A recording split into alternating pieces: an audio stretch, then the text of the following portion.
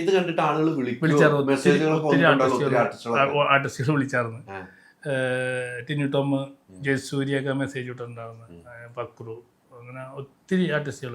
എനിക്ക് ഏറ്റവും സന്തോഷമുള്ള ശ്വേതാമേനോൻ, ഇന്നിപ്പോൾ അമ്മയുടെ പ്രസിഡന്റ്, ഇത്ര വലിയ പദവിയിലിരിക്കുന്നതാണ്.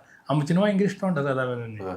എൻ്റെ ഈ സോഷ്യൽ മീഡിയയിൽ, ഇൻസ്റ്റാഗ്രാമിൽ നമ്മളറിയപ്പെടുന്ന ഒരു ആർട്ടിസ്റ്റ് എന്ന് പറഞ്ഞാൽ സീനിയർ ആർട്ടിസ്റ്റ് ഒരു കമൻറ്റ് ഇടണമെങ്കിൽ ശ്വേതാമേനോൻ.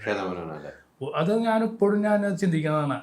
നമ്മളെപ്പോലെ സാധാരണക്കാരൻ്റെ ഒരു പോസ്റ്റ് ഇട്ട് കഴിയുമ്പോൾ ഒരു ഫോട്ടോയിലൊക്കെ ഒരു കമൻറ്റോ ലൈക്കൊക്കെ ചെയ്യണമെങ്കിൽ ഞാനത് കാണുമ്പോൾ എനിക്കൊരു നോക്കിയിട്ട് എനിക്ക് സന്തോഷം. ഒരു കമൻറ്റ് ഇട്ടല്ലോ.